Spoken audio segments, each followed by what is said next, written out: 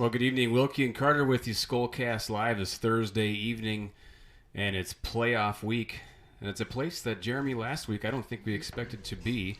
Uh, Came up with a huge win against the New Orleans Saints, and this week we're going to be facing the San Francisco 49ers. So once again, got you by my side, and we're also glad to have Alan Roach joining us, public address announcer of Minnesota Vikings, among other things, out from Colorado. Alan, how are you? Hey guys, Skol. Skol.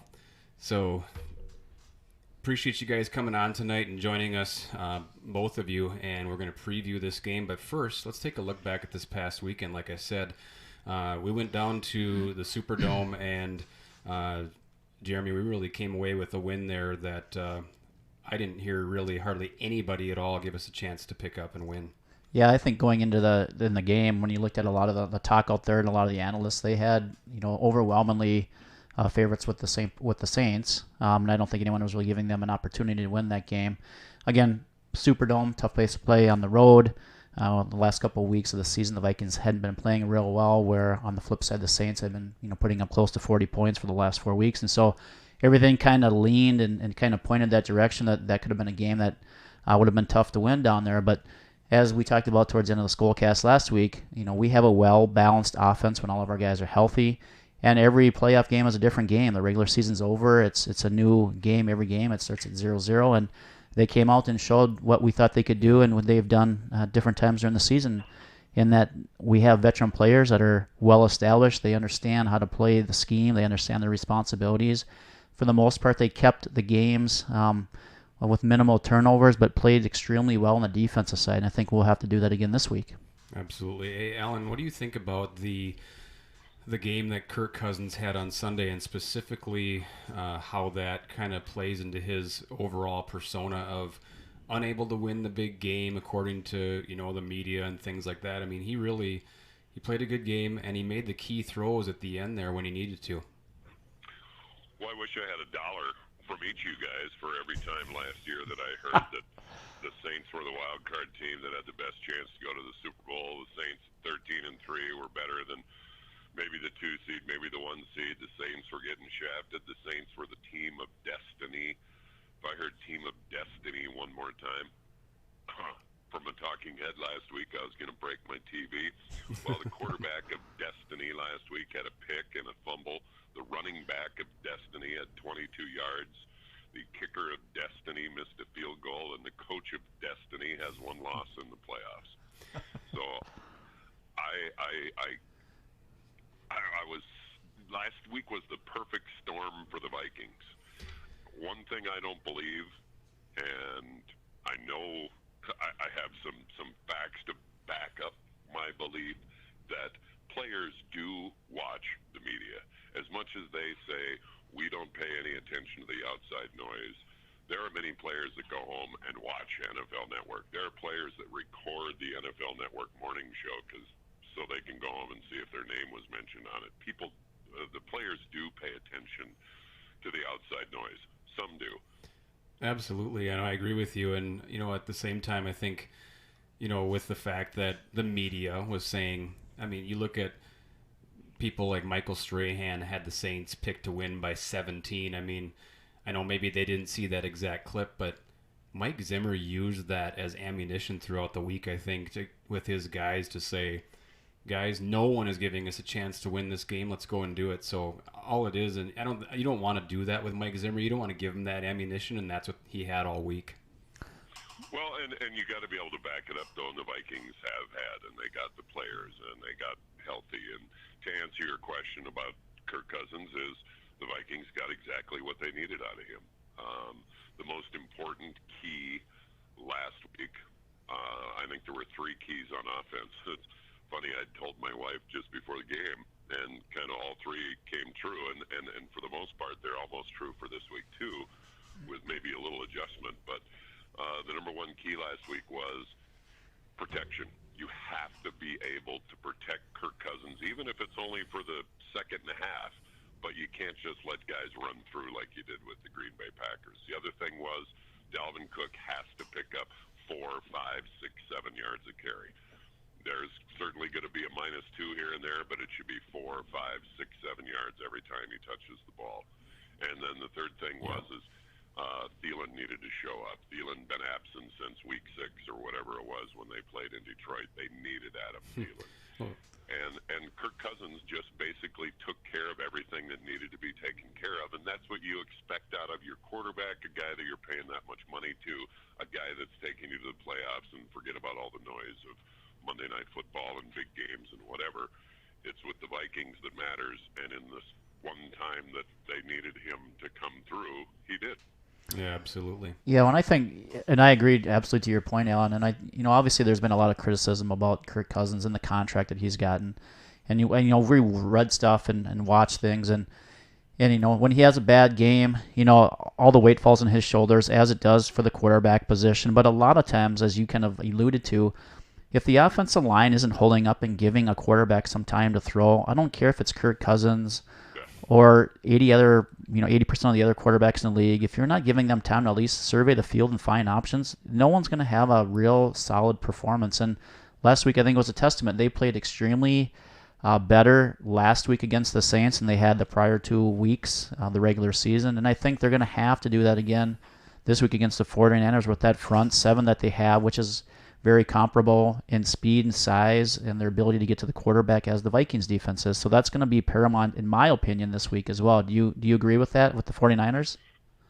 No question, and everything needs to be the same in that, although the start for the Vikings was a bit auspicious with the fumble, but take a sidebar. Did you guys see the NFL research tweet that came out on Monday about teams that fumble? I did see that. Their first offensive series. It's hilarious. My wife actually texted that to me, and I have it right here. The last 3 teams to lose a fumble on the opening drive of a playoff game all won the Super Bowl. So the 2017 Eagles, the 2013 Seahawks, and the 2012 Baltimore Ravens. Isn't that crazy? My wife said I shouldn't get my expectations up, but hey, at the same time, that's crazy. Crazy stat. The last time I heard a stat that made me stop in my kitchen and turn around and stare at the TV and then start looking stuff up to see, are you kidding me, was just before the NFC Championship game when the Vikings went to Philadelphia 2 years ago. And the stat was the last 6 teams that have won a playoff game on the last play, granted it wasn't in regulation but in overtime, the last 6 teams that won a playoff game in regulation got beat by an average of 29 points the next week. I'm like, oh, come on, that's just stupid. No, it was true, and the Vikings actually extended or made that even worse. They lost by 31. I mean, yeah. Not only 29, but 31. So let me parlay on that piece. So that was one of the things that I was curious about this week, and I read a little bit about, again, taking us back to 2017 when they beat the Saints. Again, we all know the Minneapolis Miracle, and then the next week, they go out to Philly and just lay an egg. And so there's been some speculation that is that going to happen this time around with the Vikings. They go down to Saints, they beat them. Not in it's a dramatic fashion, but maybe not as dramatic as the Minneapolis Miracle. And some are speculating, are we going to see that same type of performance out in San Francisco this year where they just come out and immediately just get run out of the building? Do you get the sense of that could happen, or do you think it's a different... It's possible that it happens, but I think if it happens, it's going to be because San Francisco is that good, not because the Vikings are ill-prepared. And right. I don't know whether they were ill-prepared in Philadelphia. Maybe they were only ill-prepared mentally. Maybe it was something that no one even knew they were ill-prepared for. But because they've gone through that experience, I feel like the Vikings will not show up on Saturday. The Vikings are going to show up. If they are behind 21-3, it's because San Francisco is making a lot of great plays. Yeah, and I mean, they're 13-3. They're the number 1 seed in the NFC for a reason, and they have a lot of weapons, and we're going to get to that here in just a few minutes. But so let's kind of dive into that a little bit. So just so everybody knows, we're reliving the 1987 playoffs right now because we snuck into the playoffs, which I don't feel like we snuck into the playoffs this year, but we snuck into the playoffs that year. We traveled to New Orleans. We beat the Saints. We kind of throttled them that year. And then we went to San Francisco the next week as a wild card again and beat them, and then went on to lose to Washington in the NFC championship game that year. That was that strike-shortened season of 1987. But so history aside, taking a look at these keys to the game, and Jeremy, you already touched on it a little bit here, but I think it's very similar to the formula to the Saints game with our ability to run the ball. Dalvin Cook, our offensive line against that San Francisco front seven. Take it away. Well, yeah, so certainly when I researched some of the San Francisco's offensive and defensive statistics, one of the things to me that jumps out with San Francisco is they have a very stout, front seven. They've got D Ford. He's coming back off of some health injuries, and so he's going to be back in the lineup, and he's, in the top 50% of pass rushers, maybe some even the top 25% of pass rushers. And then on the inside, you've got DeForest Buckner, you've got Nick Bosa on the outside, and you've got a couple other guys like Anthony Zetto and Eric Armstead who can get to the pass rushers. They've got 4 or 5 guys with 6.5 sacks, on their team this year. And so they've got, top and elite front seven. And so if we start struggling, in my mind, right away at the beginning of the game where we can't hold those guys out with their 4 pass rushers or 5 pass rushers, we're going to have to come up, and Stefanski, in my mind, is going to have to, in my opinion, scheme a little bit better game plan this week than last week against the Saints from the standpoint of we certainly all know we're going to try to run the ball and have balance there. We're one of the top rushing offenses in the league, and that's not going to go away, and we're going to continually do that this week. But if we get behind against San Francisco where we allow them to just sit back and rush against us, I think Kirk Cousins is going to have a long day. So if we run into a situation where we can't run the ball effectively, can we scheme something differently in the run? Can we try to get some of the screens going this week that hasn't been working all that well the last 3 or 4 weeks? Or can we get some real short passes that get us 4 or 5 yards? They don't have to be huge chunk plays, but we have to be able to slow down that pass rush if we get into that situation to do that. I think if we can do that and we can have a more balanced offense with plays, I think we have a big advantage. One of the things that, as I watched the Saints game a little bit last week, I thought we ran too much of those pitches and those sweeps. Mm-hmm. They were working real effectively in the first and second quarter, but we continually tried to go to those types of plays, in the third and fourth quarter, and you could see clearly that the Saints defense was going to stop that. They weren't going to allow Dalvin Cook to get out to the outside or Alexander Madison. And so what other systematic schemes or plays can you call on the run side or the pass play that has the same effectiveness but gives you a different look against those guys to get them guessing a little bit on where the play is going to come? I think we can do that. I think that's a good first step for us to move the ball against that defense. Well, I think so. And you take a look at that, Alan. I mean, we ran pretty effectively in the first half, but in that second half, and I don't have it sitting here right in front of me, but I believe we had 20 carries for 34 yards in the second half, and it was a frustrating time in the second half running the ball. Yeah, I'm surprised at that stat. I never went back and looked at that, but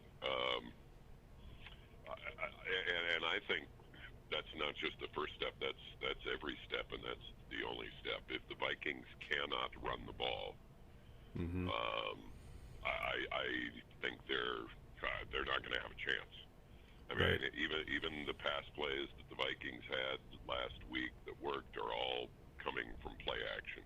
Mm-hmm. And if Dalvin Cook is getting 1 yard a carry, 2 yards a carry, 1 yard a carry, -3, 1, 2, 3, -1, the Vikings are in a lot of trouble. And I don't think they'll get out of that.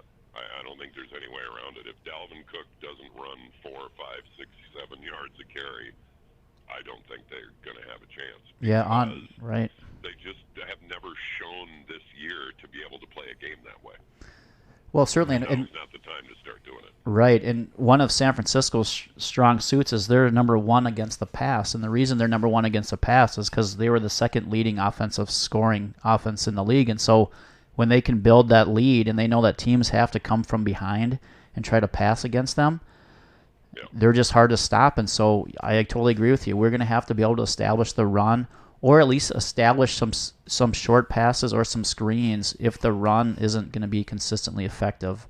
The other stat that I read today, to your point, is with play action, because that sets up the play action very well for Kirk Cousins, and he's one of the top 2 quarterbacks in the league. I think he had 13 touchdowns and only 1 interception in play action this year with like 130 passer rating. Those are huge stats when you're coming out of the play action, but that's all set up by an effective run game, and so that's going to be paramount for us to try to establish that this week. Yeah, and I don't think there's any alternative. I mean, either they successfully run the ball or they're done. Yeah, I'm with you. Totally with you. And that's the rest of the season. As many games as they play, Dalvin Cook needs to be, somewhere around 100 yards at the end of the day in successful carries, or they're not going to win games. So I'll throw another stat out there. So under Mike Zimmer, when the Vikings run the ball 30 plus times in a game, they are 40-0, undefeated in the Mike Zimmer era when they run the ball 30 or more times. So that tells you how important being able to run the ball is. And when you either get behind, you abandon the run game, you're forced to pass when you're down 21-zip at Green Bay out of the chute, and if you can't stick with it, or even the game against the Packers here at US Bank Stadium. I mean, we were kind of out of our element. We had no Dalvin Cook. We had no Alex Madison. We were with Mike Boone and Amir Abdullah. I mean, the running game just wasn't effective, and that stat is pretty telling though with that situation. So just reiterates the point that the run game is extremely important to this team, not just this year but in the past as well. Well, certainly that's our strength, and that's actually the San Francisco 49ers weakest part of their defense. They're 17th against the rush and first against the pass, and so their front 7 is built on speed and athleticism. They're not, I would say, super, big, overwhelming physical guys, and so which I think that matches up well with our offense. We have very athletic guys that can get out in space and move because of that zone blocking scheme. They're not real, large individuals that can just move, big dominant front forward, teams around like some of the Chicago Bear guys and some of those teams that have those big guys. And so I think we match up well from the run perspective. Again, they're very athletic and very fast on the pass rushing. So that is the spot where I think we have a disadvantage there, towards them. And so we'll see how that goes. But if they play as well as they played against the Saints, I like our shot out there. You keep bringing up, they were ranked this and ranked that and top 10 this or top whatever. Don't buy into any of that. San Francisco played a 4th place schedule this year, and they played the AFC North. Which basically was the Ravens. I don't think they're other than the Ravens. They played the Ravens, they played the Saints, and you can argue, the Vikings didn't play a lot of good teams either, or the good teams that they did play to. Most of the winning teams they played, they lost to. I don't think San Francisco is going to come out of the gate understanding the level of intensity that the Vikings are going to bring on Saturday. I think the Vikings maybe have known since week 12 we're going to play our playoff games on the road. Right. It just kind of started looking that way. Mm-hmm. Yeah, I totally. That's a great point. Yeah. And you go back to the Philadelphia and the Super Bowl run and losing in Philadelphia and all of those things. And San Francisco with the new coach that's not been in a playoff game, and the quarterback that's not been in a playoff game, and a lot of players that haven't been in a playoff game, and they're at home. How many times do you look back over, teams that are one of the best teams during the regular season that's young like this, that gets at home and just cannot match the intensity of the veteran team that comes into their building? And I'm hoping that's what we see on Saturday. Yeah, I agree. I think to your point, I kind of looked at their schedule too as I was looking at these stats, and they played Seahawks twice, the Saints and Baltimore, but outside of that, they played the Cardinals several times, and they played some weaker opponents. So I agree, the statistics don't necessarily show that. And I think to your point as well, the Vikings, again, if they can keep that level of intensity for all 4 quarters, which I think they can, and they've got the veteran players to do that, and minimize mistakes. They don't make a tremendous amount of mistakes and didn't have a tremendous amount of mistakes last week against the Saints. I think that's just a constant pressure that's going to be on Jimmy Garoppolo that maybe he hasn't faced consistently all year. And again, going into the playoffs, that's a whole different atmosphere, as we all know from the regular season. So, yeah, absolutely. Think about this, though. So I just pulled it up while you were bringing that point up, Alan. And, I mean, so they started off the season at 8-0, and then they had their first loss against Seattle. But here's some of their wins. They're out of their first 8 wins. Tampa Bay, Cincinnati, Pittsburgh, who turned it around, Cleveland, the Rams, the Redskins, the Panthers, and the Cardinals. I mean, you're not talking about murderer's row there. I mean, in a schedule. Right. In Pittsburgh, that was brought up at that time when they were 8-0, and the 49ers kind of stood up when they had to. I mean, I think I don't remember who those first teams were that they matched up with. I know the Ravens were one of them, and they played very well against the Ravens. Obviously, winning in New Orleans was critical and huge. Yeah. But I mean, you look at the points that the 49ers have given up. They give up an average, and I'm not looking at the numbers. You guys are way better at that than me, but somewhere around 10 points. They give up about 10 points a game over their last 6 games more than the Vikings give up per game. Yeah. That's a lot of points. It is.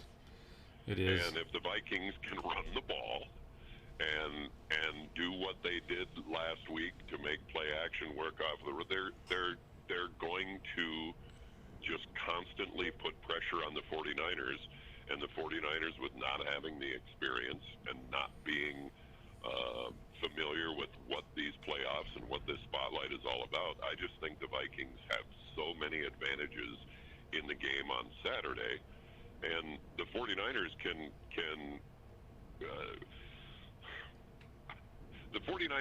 play well and still lose the game. Because the Vikings can be that much better.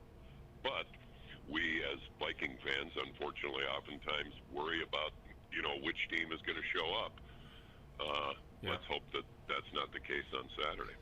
I agree with you, and I think that I actually have this written down on my notes here. I think, we talked about Kirk Cousins and the pressure and the this and that in prime time and the record on Monday Night Football and the no playoff wins and all that, but I honestly feel like all the pressure this weekend shifts to San Francisco and to Jimmy Garoppolo and that team, because this is Jimmy Garoppolo's first playoff start. The Vikings, again, are underdogs. What are they? Are the 7-point underdogs in this game? Yep, they are. And I mean, I just think a lot of players on this team for San Francisco. I'm not predicting a Minnesota win right here or saying that we're for sure going to win, but I'm saying all the pressure shifts, I think, to San Francisco in my mind. We can play loose and we can play, just very similar to how we played in New Orleans. I think we have a chance. So that's that. We're going to find out how good a coach Shanahan is, and I think we're going to find out. It's kind of the young guy against the old guy, but using the same offense, with both teams kind of running the same offense, but and Zim having so much experience in trying to stop that offense. Who has the little wrinkles? Who makes the right play calls in the right spots? Right. Just like the running the ball is so important for the Viking offense, the bread and butter of the Viking defense, and you don't win games unless the Viking defense does well in this category, and that's third down. Right. If San Francisco at halftime is 5 of 9 on third down, the Vikings are probably behind. Agreed. If they're 2 of 9 on third down, the Vikings are probably ahead. Right. Yeah. Well, I thought it was kind of interesting too, and kind of touch on a point that you made, is I looked at a lot of their run plays, and they do run a very similar offense, at least from the run perspective that we do. And so you're right. Zimmer understands that type of run scheme. Can he what's he going to do? How's he going to scheme the defense to stop some of those things? One of my kind of keys to the game is what is Kyle Shanahan going to do as far as trick plays or institute some different types of looks or little wrinkles into that run game to slow down our pass rush and our run stopping ability, knowing that Zimmer's has a pretty good scheme against how they run because he sees it every day in our practice. He sees the types of things that they have with their dynamic running backs and the speed that they have. They've got 2-3-headed running back monster out there with Breda if he's back and Mostert and Tevin Coleman that do a lot of the same things that Delvin Cook does. A fairly speedy guy. He can get out and catch the ball. They like to run screens with him. They like to run them outside in space, and so they scheme that way. Do you think Shanahan will come up with some different types of looks specifically for the Vikings defense? Yeah. I mean, he's going to have to, and we're, like I said, we're going to find out a little bit about how advanced Coach Shanahan is when it comes to playing in the playoffs. What's the difference between a playoff game and a regular season game? Mm-hmm. And we'll find out. And if the 49ers out-scheme the Vikings, if the 49ers are drawing up plays to get Deebo Samuel wide open across the middle 3 times for 142 yards and 2 touchdowns, this game is the old KG Wiley veteran in the Minnesota Vikings taking on the new upstart, young, energetic offensive team. It really is. It's the Vikings are going to need to use their experience of a couple of years ago going through the playoffs to get to this game. They're at a great disadvantage. The biggest disadvantage I think the Vikings are at is the fact that they have to play on a short week traveling halfway across the country. Right. And the 49ers have had 2 weeks off. Now that can, it can hurt the 49ers a little bit in that, maybe they're rusty after having the bye week. That happens to teams, especially young teams that haven't been in this situation before. But the Vikings having the short week, you can't get away from players' bodies after, 17 regular season games. You can't get away from the fact that it takes bodies time to heal, and it takes players time to get back to full strength. And I think some of the Vikings probably won't be at full strength. And if this game is one like the Saints game that goes down to the final gun, is the game going to be decided because a couple of Viking players just basically their bodies don't have it in them to make that extra step in order to make a tackle or whatever. Right, or the San Francisco's, they're just that much fresher. Their guys have been on a couple week bye, so they've rested some of their guys, late, and some are coming off injuries. So yeah, I think that's a huge positive and a huge plus for San Francisco, which lends to the number 1 seed, right? That's some of the advantage you get. Yeah.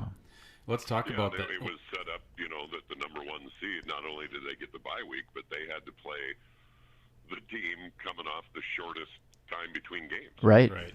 Exactly. That's very true. And let's talk about that health real quick here because I have that in my notes. So taking a look at Adam Thielen, he was reported yesterday with an ankle injury. And, of course, once you see that on Twitter or people start, kind of speculating on what that could be, it turns out he got cleated in practice. So another player's cleats, must have came into contact with his ankle and he needed a couple of, some stitches in that ankle. He did come out, this morning on Good Morning Football and say that he's likely going to be okay. I mean, I'm sure there's some pain there and things, but he got some stitches and that ankle he'll probably be okay for Saturday for sure to play. And then we've also got our other top wide receiver, Stephon Diggs.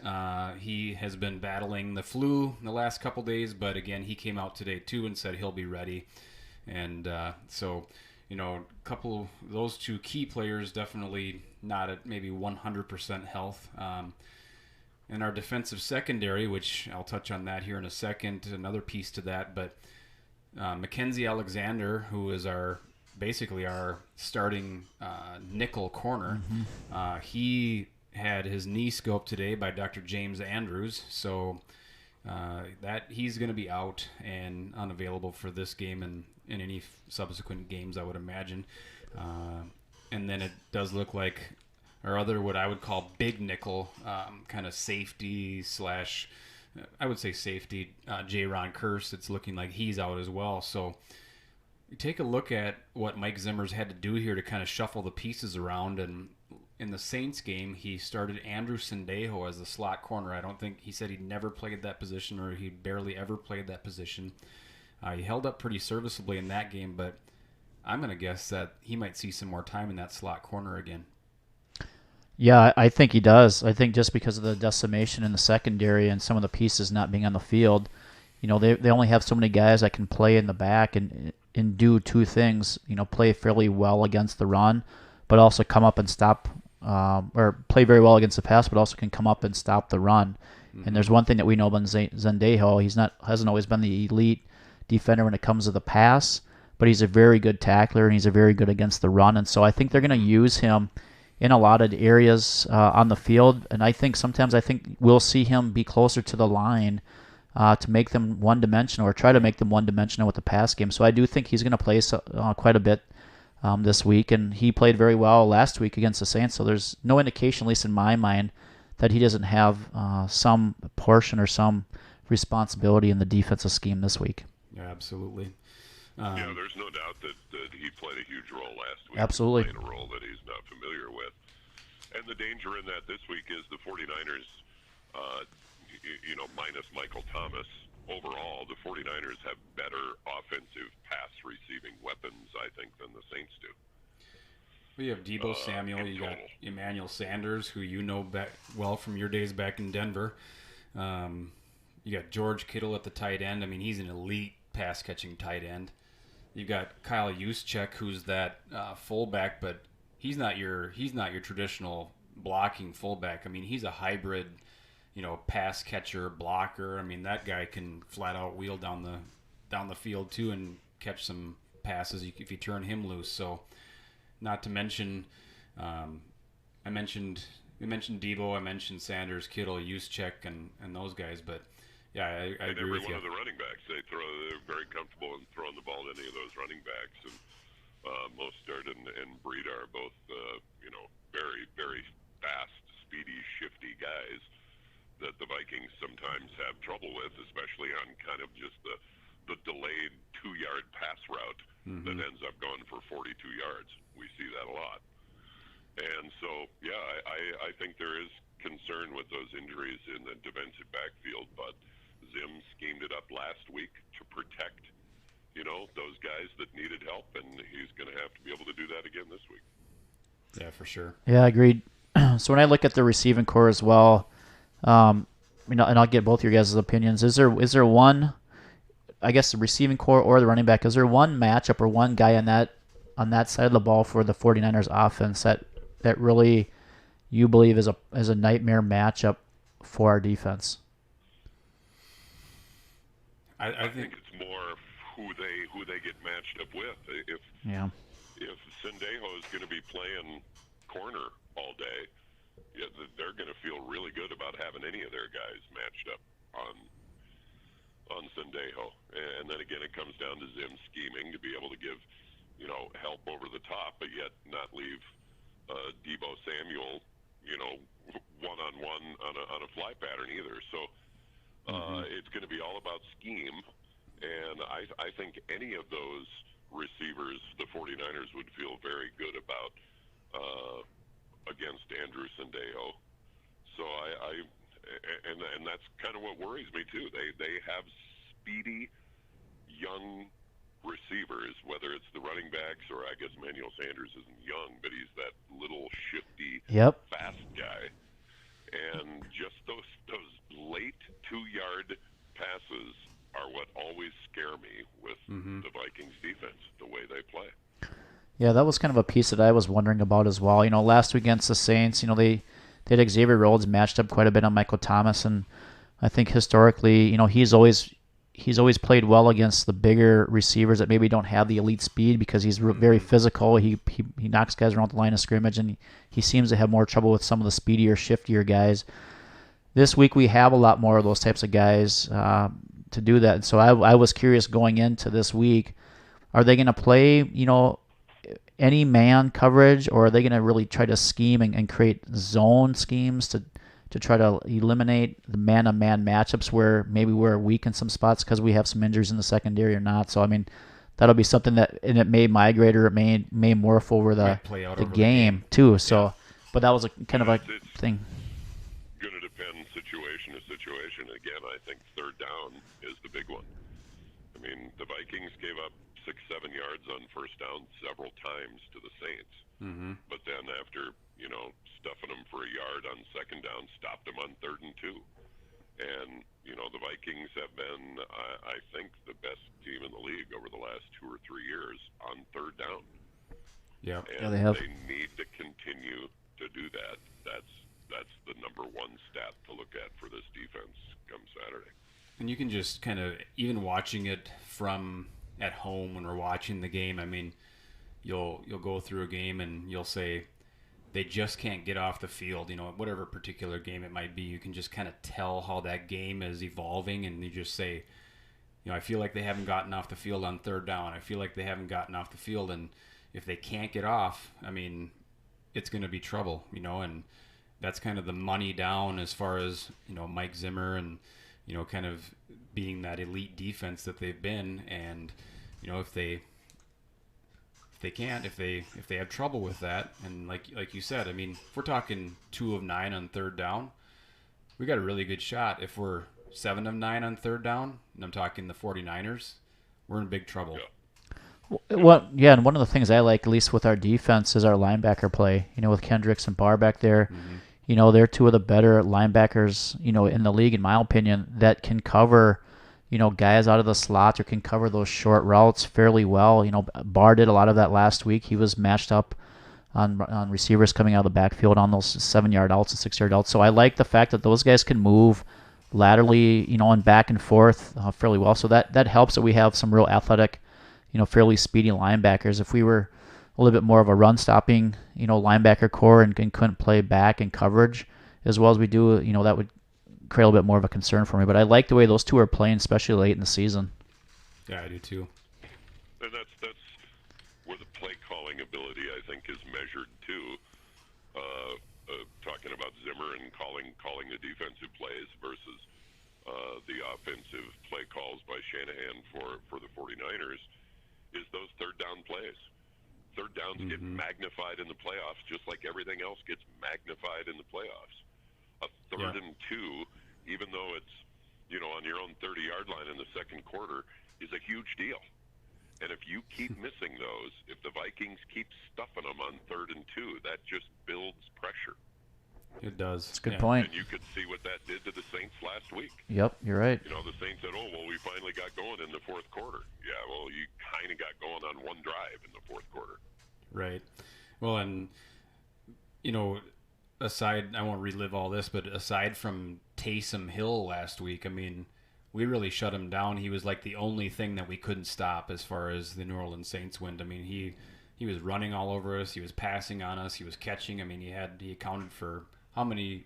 I mean, he was basically their offense last week for the Saints. So, I mean, he was the one piece that we couldn't shut down last week. But I'm with you.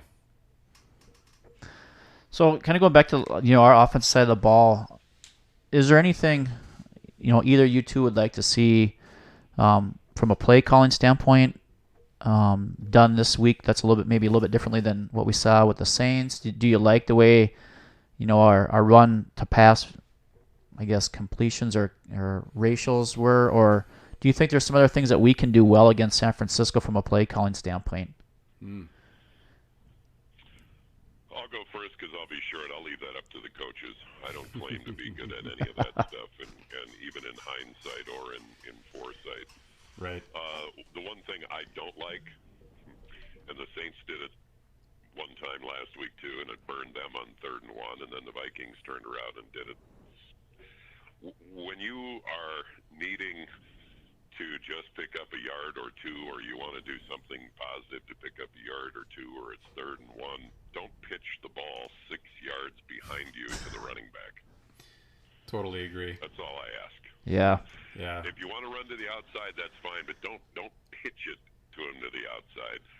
Run it fast to the outside so that if the play goes wrong, you only lose 1 or 2 yards, not 6 yards. Oh man, I about had a heart attack when Dalvin Cook lost that ball and the Saints, it looked like they had ran it in for the touchdown. I mean, I thought, here we go again. Well, yeah, the thing that I was more frustrated about wasn't that he fumbled the ball, was that the play call was that we pitched it in that situation when they had all their guys up the line. That was a bad play from the get-go. That was not going to go anywhere. So I agree with you. You should be able to get 1 yard going off the tackle, going up the middle, especially with the running backs that we have in our line. So I agree, and you could see that ball was coming out. I mean, even before that fumble, I mean, it was loose there, and he kind of clenched it a little bit. But, oh, man, that play was doomed from the beginning. And then luckily he had his knee down, and I think if his knee isn't down there, I think we're not sitting here today. I think the season's over. So that's just my opinion. But I'll answer your question too, Carter. And, you know, I kind of lean one side of the fence or another on this. Sometimes I feel like we've had a couple of these. We've tried these pitch to Stephon Diggs and try to have him throw the ball down the field. We had one against the Packers. They tried to throw it to Kirk Cousins. It didn't go, and Kirk laid out for it, and the pass just wasn't there. And I think in this last game against the Saints, I think he was looking to throw, but he ended up taking a loss on the play. I wish he would have thrown it away. But that being said, I do like the idea of a little bit more creativity. I mean, this is, to me, it's the playoffs. You have to hang it all out on the line.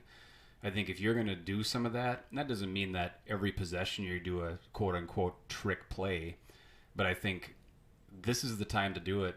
I mean, you know, you knew the Saints were probably going to do a fake punt in that game, and they did. Yep. They tried it. Now, they had a false start, and they would have picked it up had they not had that false start. But I like laying it out on the line and just putting your playbook out there and knowing it, you know, putting your cards or chips in the table, you know, if you will. So there's risk there. There may be plays that they're not your, you know, go-to plays in any given game, but I like to see some of that. So I hope they do that once or twice in this game and try to catch them off guard is, I guess, my point from an offensive perspective. Okay.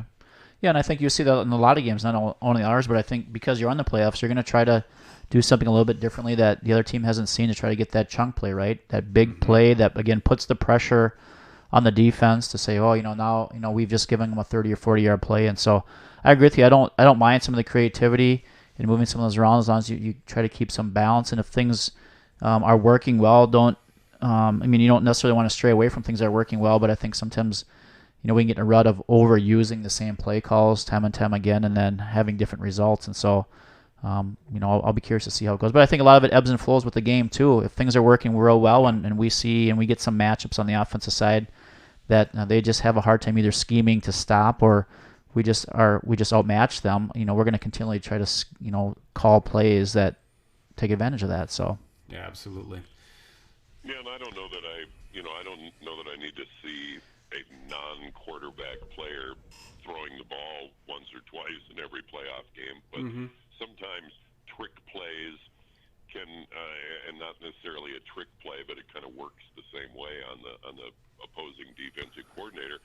A trick play can be as simple as something that you've shown all year in tape.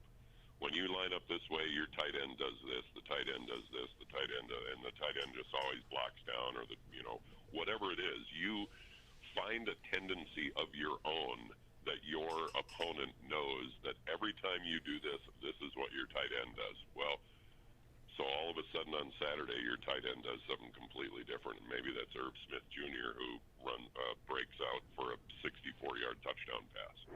Yeah.